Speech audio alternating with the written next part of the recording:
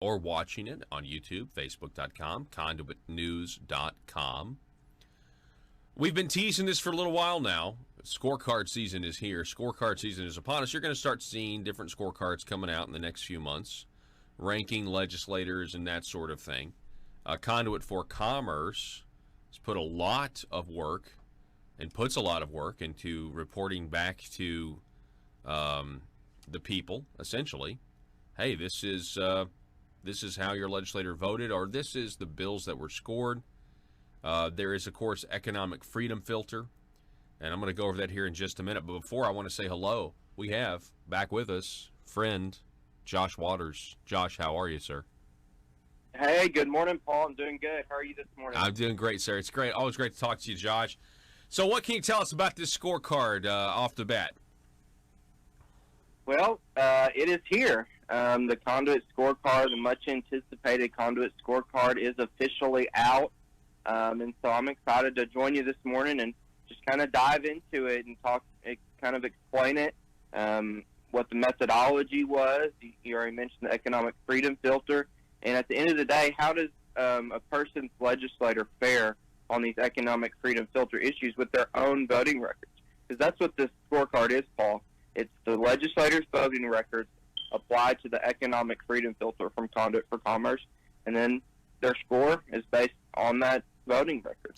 So the goal here, more economic freedom for all Arkansans. And, I mean, we were following this. We talked about this many times during the session, which, gosh, it seems like it was a long time ago, but it really wasn't that long ago. Legislation during the session is reviewed and analyzed by Conduit for Action.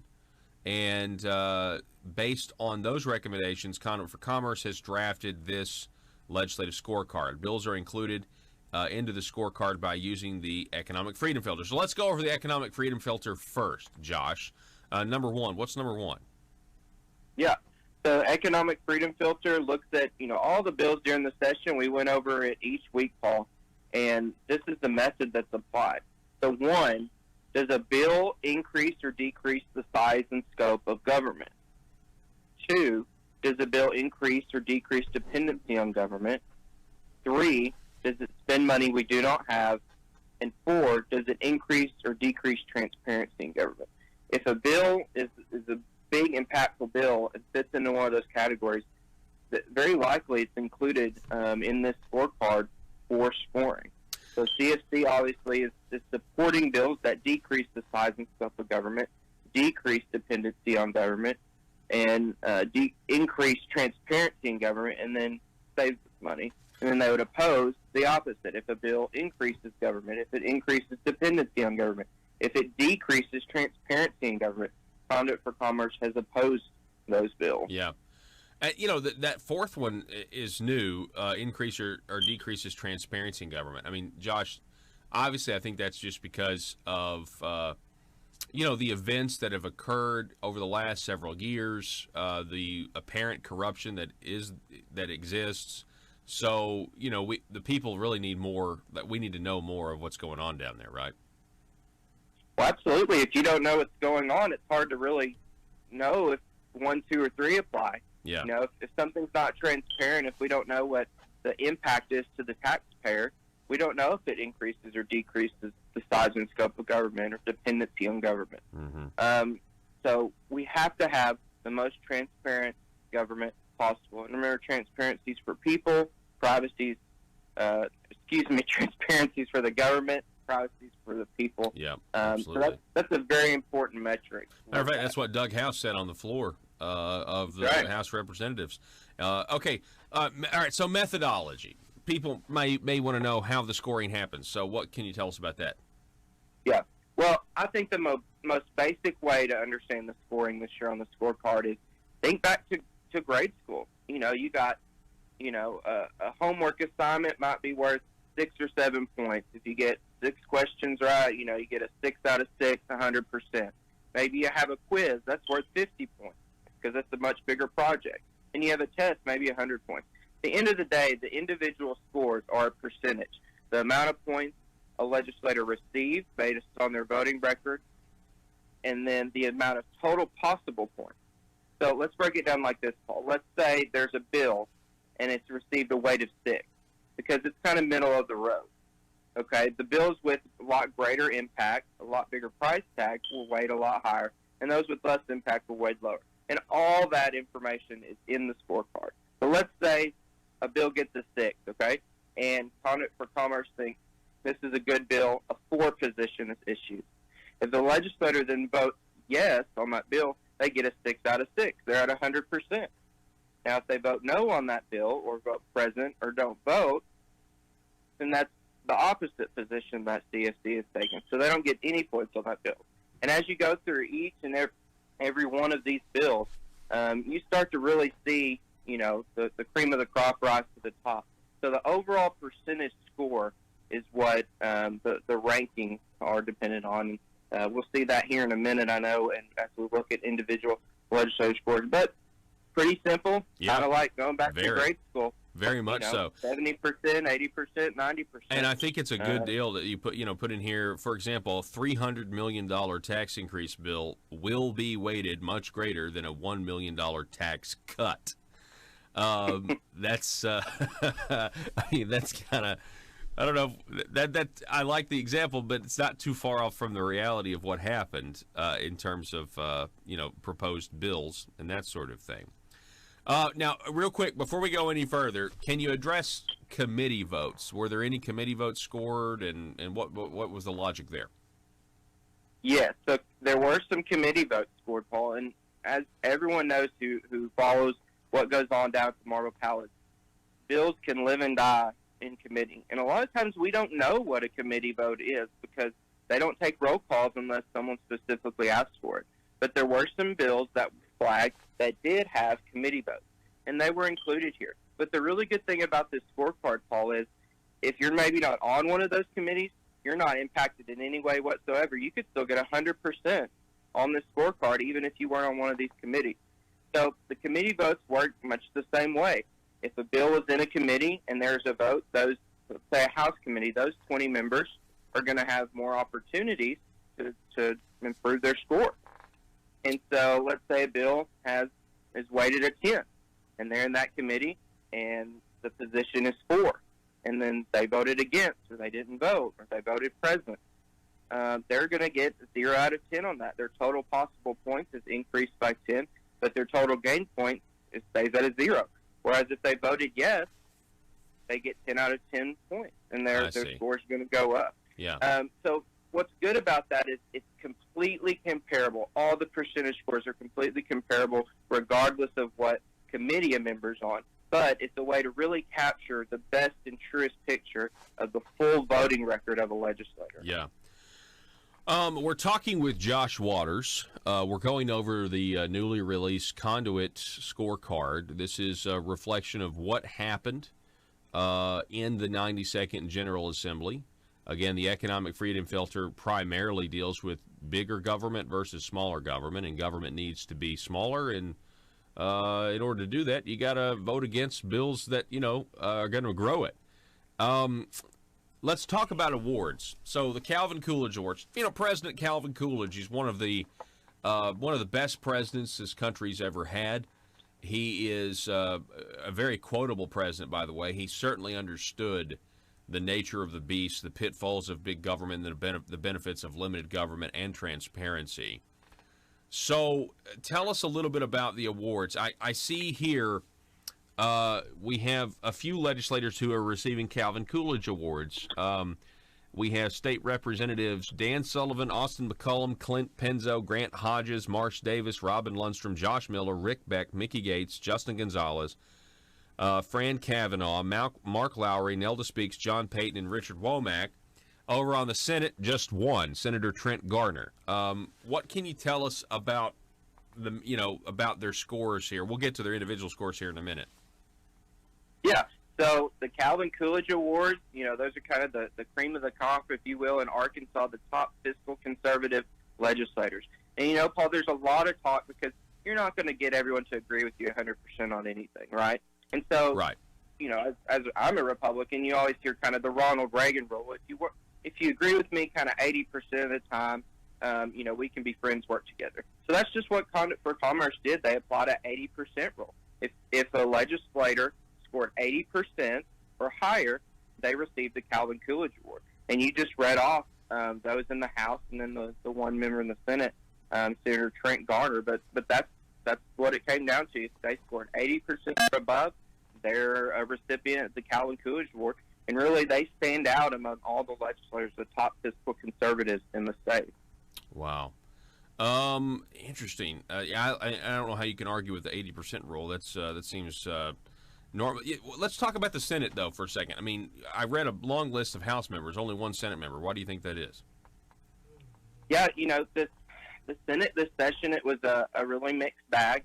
And overall, there's only one senator that scored above 80%, Senator Trent Garner. He had an 87.7%. But as you look at the bills, Paul, it was really mixed. A legislator, they may have voted for one or two of the tax increase bills. And because, like we talked about, because those are such a greater impact than maybe $1 million tax cut, their score, they weren't able to get as high of a score. Well, so yeah.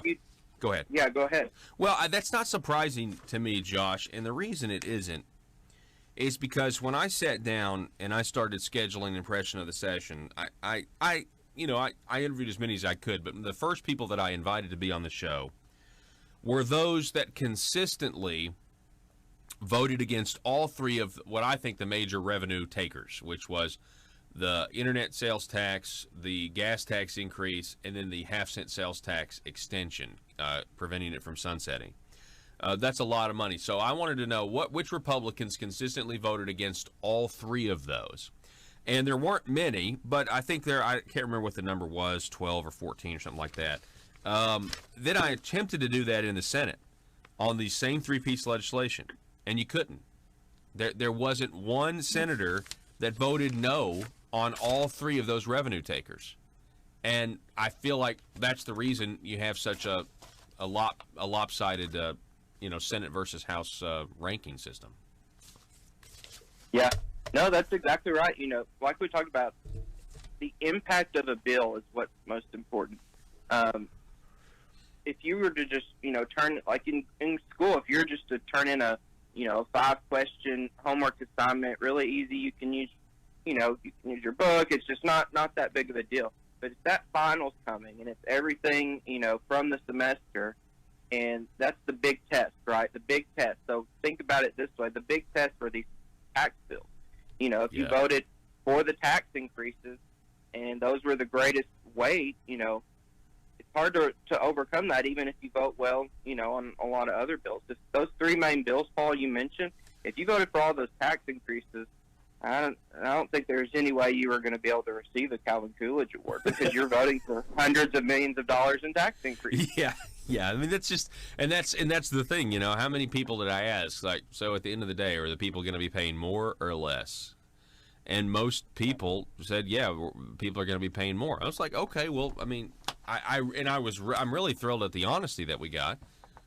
People just, saying yeah, because, at some point, it's math, and that's not going to lie, Yep. Let's see. Then scrolling down here, we've got the House scorecard rankings. Obviously, there's a lot. I think, there was a lot more House members. The cutoff was not as steep. You know what I mean? When it comes to the people that fall below 80, and then it just kind of drops off there. There was a little bit more people in the 70 percentile. Than in the Senate as well. But I think you see that sometimes. I think you see, and I see a lot of hope in the House of Representatives, just in terms of the people that are, standing up for conservatism, and there's really a lot of gains to be made there. Where there may be a future in Arkansas politics where the House of Representatives, is the conservative wall, if you will, to stop the growth of government. Yeah, Paul, one of the major bills that was, scored in the Senate that didn't end up on the House floor because it was stopped in committee was the 100 million cigarette tax increase, vape tax increase bill to fund a EITC. Yeah. That didn't even get on the the Senate floor. And so I think you're right. You see, kind of the cream of the crop rise, and based on this 80% rule, the vast majority of legislators that met that standard were in the House of Representatives. So, I think kudos to them. These are the legislators we want to look at as examples of their voting record. Let's talk real quick. I want to get to the bills that were scored here in a minute, but can we talk about some of the Republicans at the bottom of this list, Josh? Sure. And I'm trying to see here. Do we have any Democrats better than Republicans? Looks like we do. Go ahead. Yeah. Well, I guess I'll kind of start at the top there, Paul. As we mentioned already, Trent Garner, he was first in the Senate. And then second in the Senate was Bob Ballinger with the 77.6%. Third was Bart Hester, the 77.1%. Fourth was Scott Flippo, the 76.9%. And rounding out the top five was State Senator Kim Hammer with the 66.2%. And so, that's your top five in the Senate. Yeah, and then you look at towards the bottom of the list. Interesting. I guess out of the 35, the very last, Stephanie Flowers, Democrat Stephanie Flowers. Yeah, I don't think that's really a surprise to most people. I was thinking, Paul, on a conservative organization scorecard, do Democrats do they see that as an award? Do they have kind of like their own internal award system? Hey, if you get last on Conduit scorecard, you get I don't know, some type of liberal progressive of the year award. I'm sure. Yeah, because see the bottom three, 33, 34, 35 are Will Bond, Keith Ingram, and Stephanie Flowers. No, and then you got Joyce Elliott. But then you got Republicans. Let's see. Coming in at 30 is Jim Hendren, who is the president pro tem. He got a 32.9%, and the only Republican scored worse than him was Matthew Pitch. So that's it. That's not surprising to see Jim so low on the list, considering he's the leading guy on policy. I mean, he's the guy that's pushing for the policies of these tax increases that we saw during session. So, and like you said, it's great if you have $1 million tax cut, but that's not going to be weighted as high as a $300 million tax increase. We're talking with Josh Waters, going over this Conduit scorecard. We're going to take a break. Josh, hold the line with us, and we're going to get into this. We got Josh for the full hour, 870-275-9799. Back in just a moment. All right, so we have Mr. Josh Waters is back with us. Josh, so glad that you're here. One more thing on the Senate end of this scorecard. The Conduit for Commerce scorecard, by the way, is out. If you want to check it out, a reflection of what happened in the 92nd General Assembly. We'll get to the bills scored here in a moment.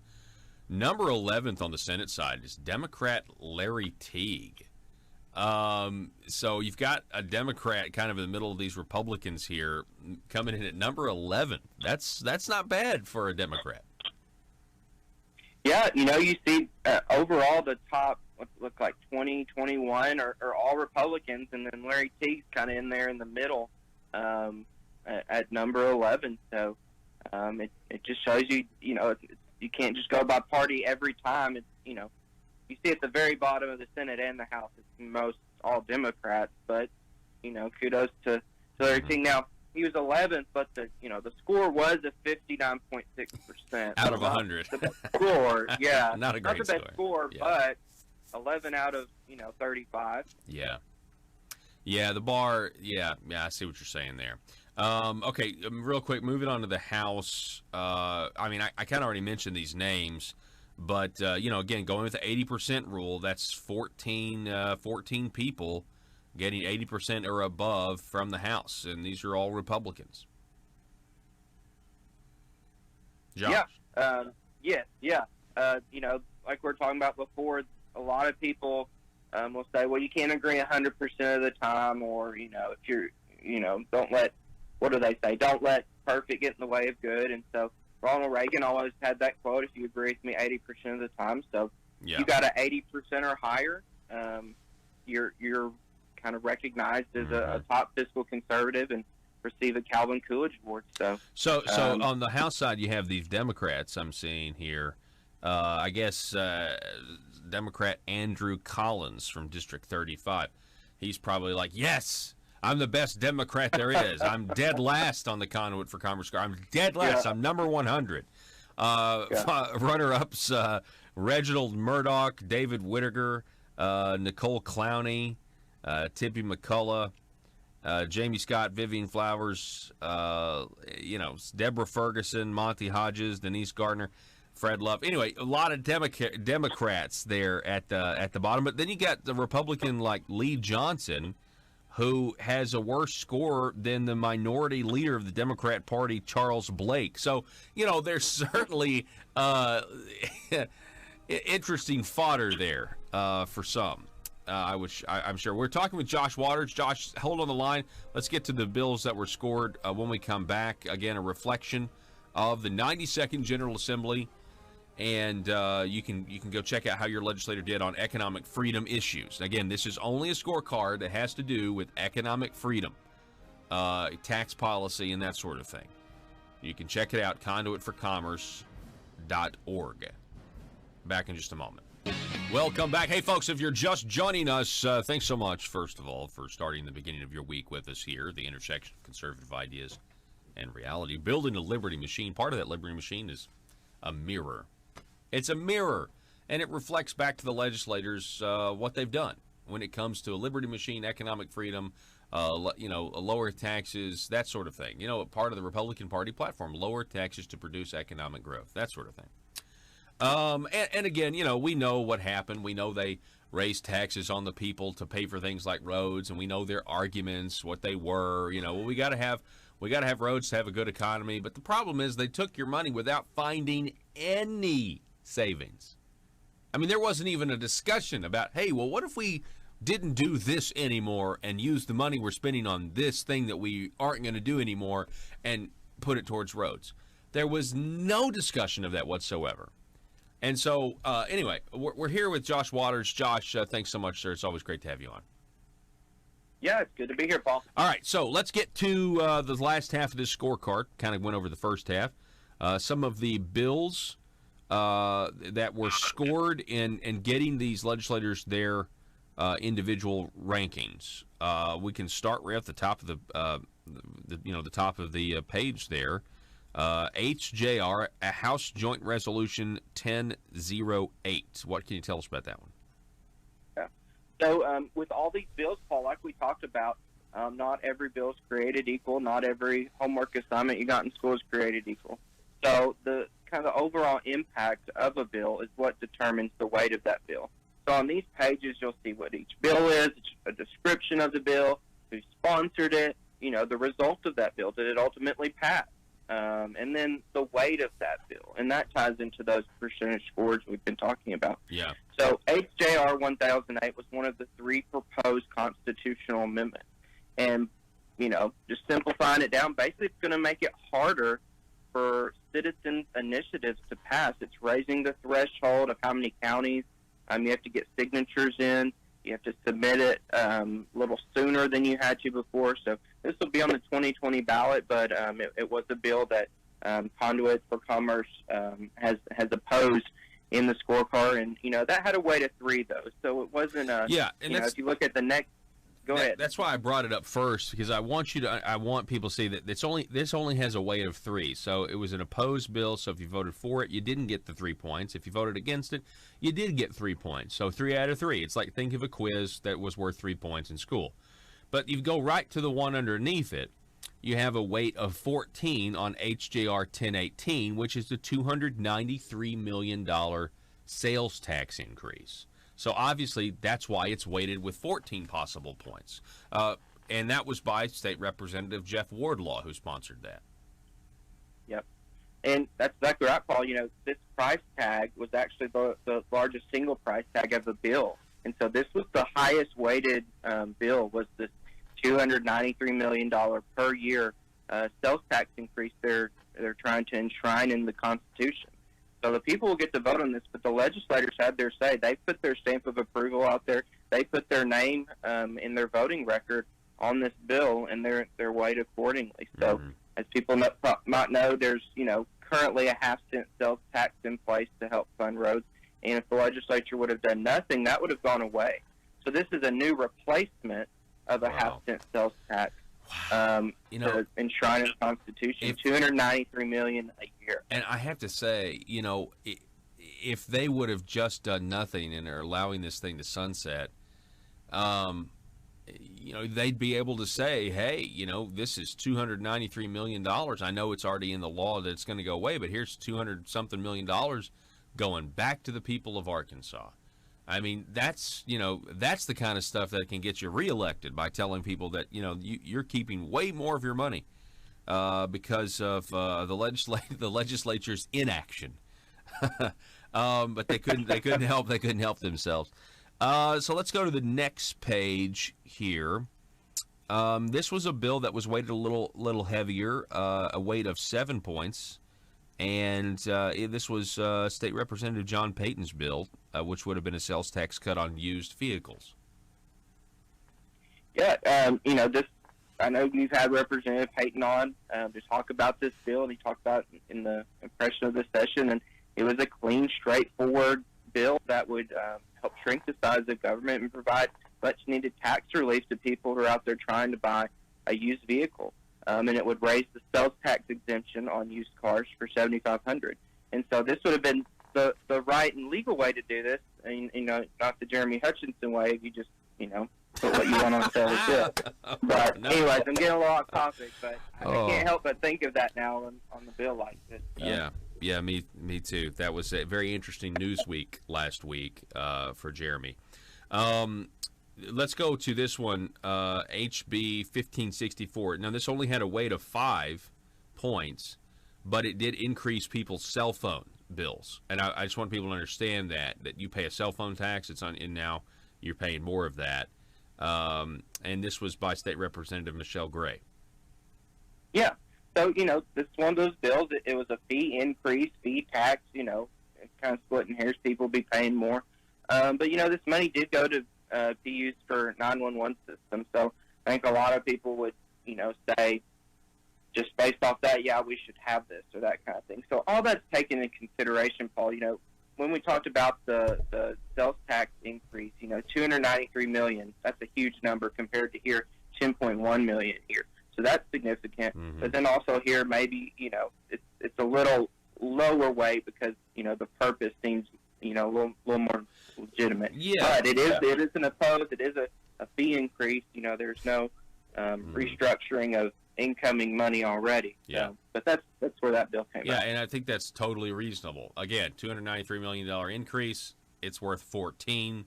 $10.1 million increase. It's worth 5. Now, hey, I wish we weren't even talking about increases because we remember we have a supermajority Republican legislature, but we're still talking about this kind of stuff.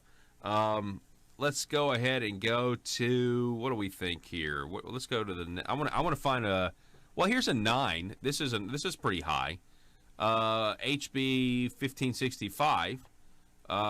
Which was an increase in cigarette paper taxes and raising the smoking age to 21. And this is a national movement now where they're trying to get the smoking age raised to 21.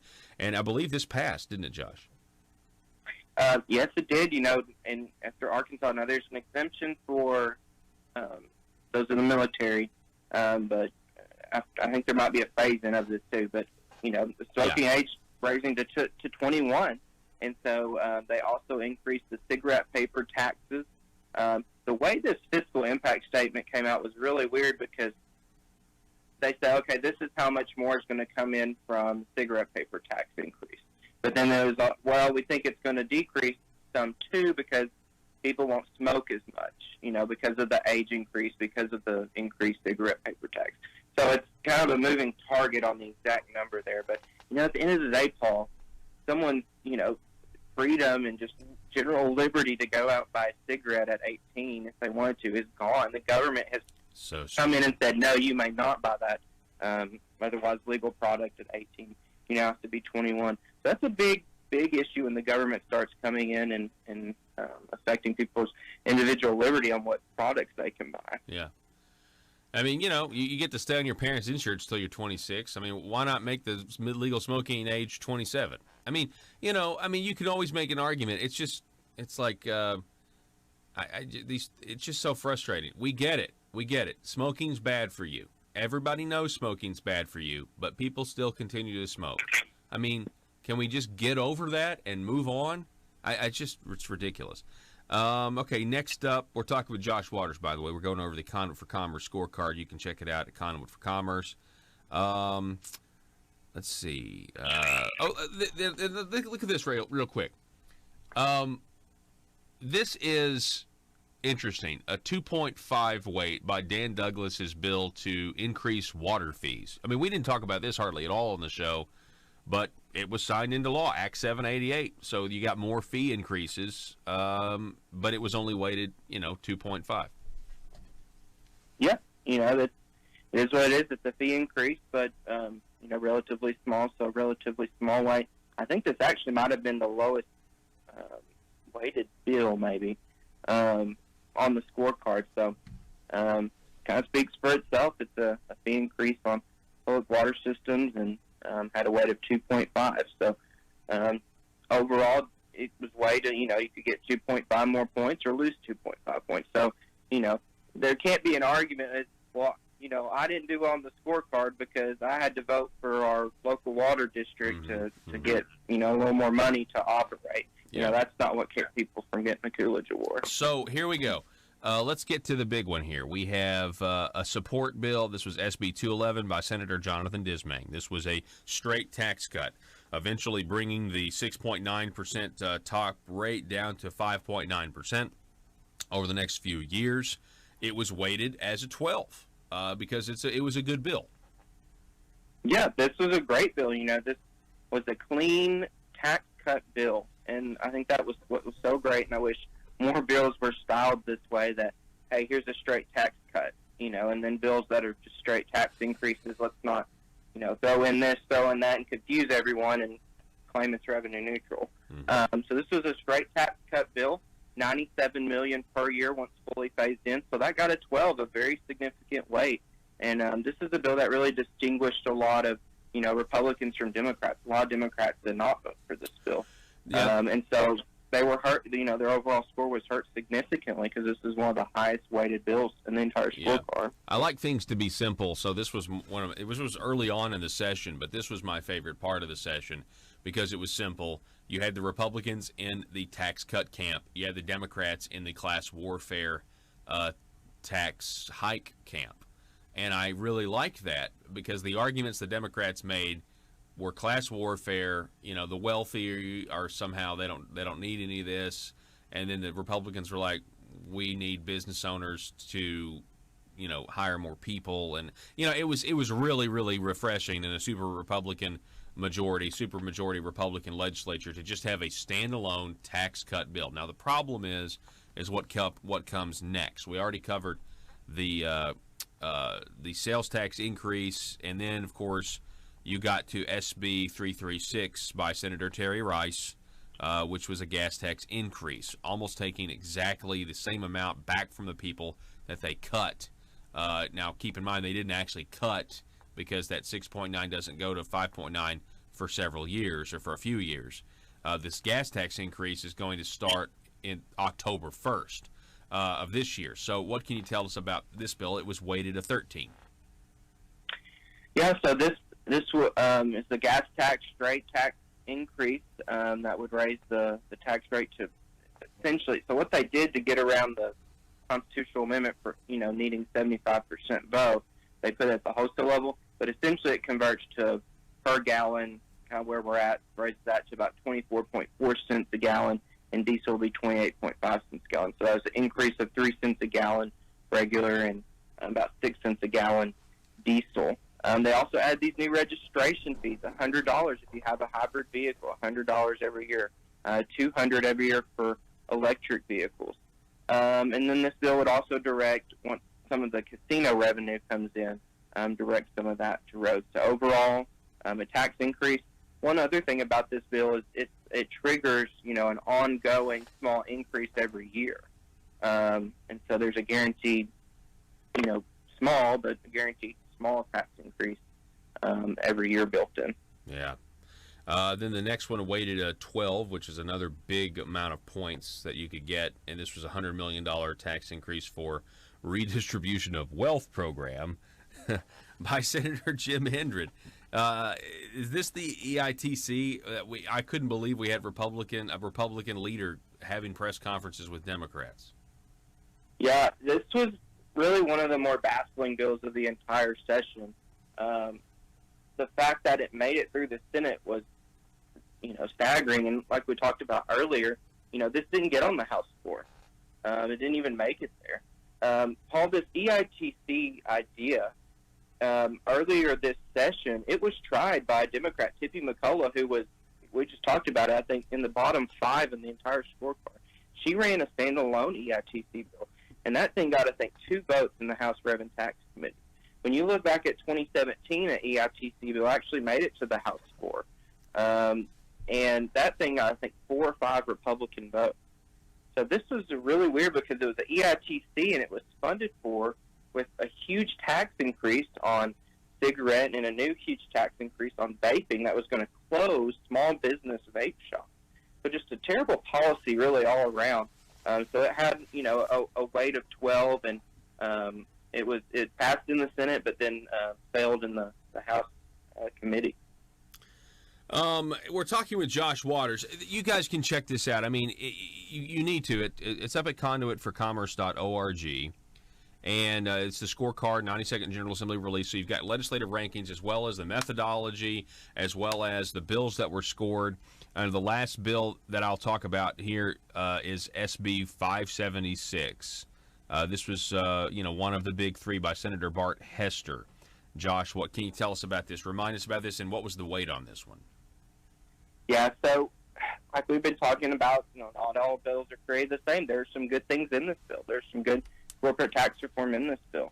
But there's huge internet tax on this. There's car wash piece that never really made much sense. But so overall, this was a weight of 8. Paul, I was looking this weekend, and Spotify just sent out an email to their customers saying, hey, starting July 1, your bill's going to go up to $1.75 a month. And it's like a 10 or 20% price increase. I saw that. And I think you're going to see that. This is just a few weeks away. This isn't just a, level the playing field. This is a new internet tax 2.0 on all these internet sales, on all these third-party sellers. This Spotify is just a subscription service. You're just, month to month, basically leasing access to these songs. And so there's no telling how much money this thing's really going to be. I agree. Listen to this. This is Hi. This is from Spotify. Hi. We're getting in touch to let you know about an upcoming change to your Spotify subscription. Starting July 1st, 2019, we're required to apply Arkansas sales tax to your monthly Spotify subscription payments. You don't need to do anything to accept the new price. The change will happen automatically. Your payment will be increased by no more than $1.75 per month, depending on your Spotify subscription plan. Josh, you're right. It's going to be insane how much money the government's going to get from this, because it all of a sudden hit me. I'm on a budget, obviously, like most people are on a budget, and you look at your numbers and you say, okay, this much for internet, this much for Netflix, this much for something like Spotify or whatever, whatever you're using to stream. I don't have cable.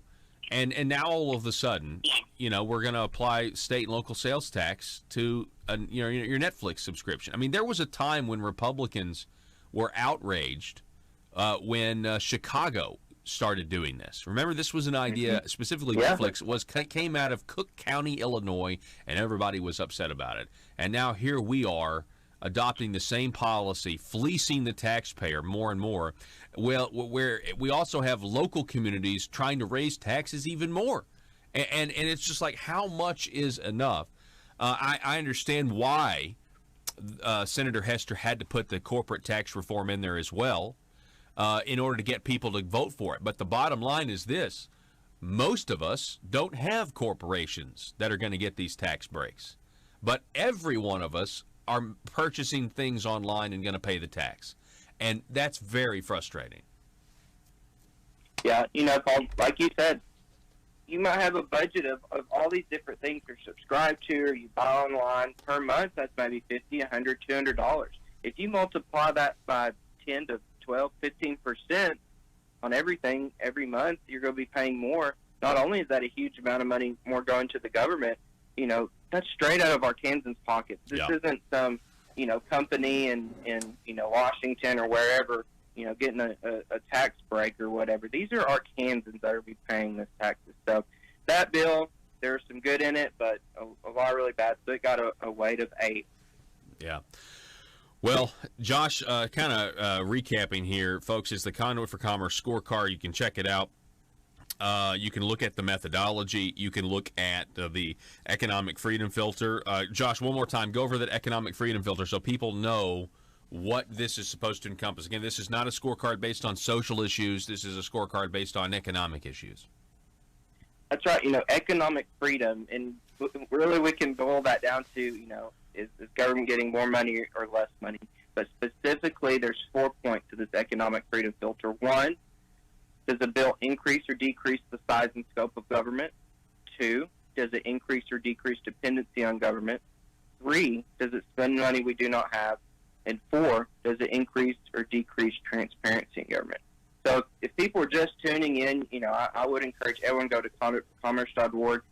This scorecard we've been talking about it all hour, Paul, how it's, basically like a grading system you would have in school. You take the total points possible, divide it, or the total points someone gets, divide it by the total points possible, and you get their percentage score based on all these bills that fit within that economic freedom filter. Yeah. So it's a really clear picture of kind of the full session, the full voting record. It really is. Josh Waters, I appreciate it, sir. Thank you so much for being on. It's always a pleasure. Yeah, enjoyed it, Paul. Have a good one. All right, you too. Folks, this scorecard is a tool, and you can use it.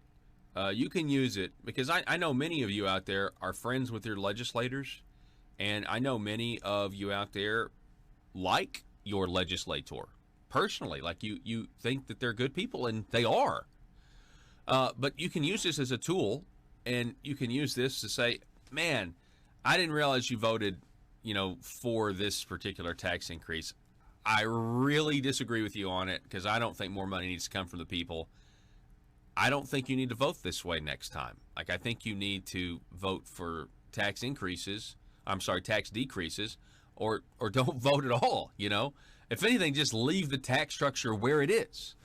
But yeah, so use it as a tool and look at some of these bills that are obscure that you don't even know were ran. I mean, they're weighted very low, but they're also significant in that it can give you an insight into the philosophy of your legislator, and maybe there's some encouragement that you can do to them. Be like, hey, this really was a growth in government. I know it was a small amount of money, but come on, man, let's not grow government at all. That's the mentality shift that has to happen right now. The mentality shift in a supermajority Republican legislature is an acceptance that government will grow. They accept it, and the conversation and debate that is had is, well, how much are we going to let it grow? When the conversation should be, it's not going to grow. Our debate is, do we leave it the same size or do we shrink it? That's what the debate should be. You're listening to Conduit News. We're going to take a break. You can get the scorecard right now at conduitforcommerce.org. Back in just a moment.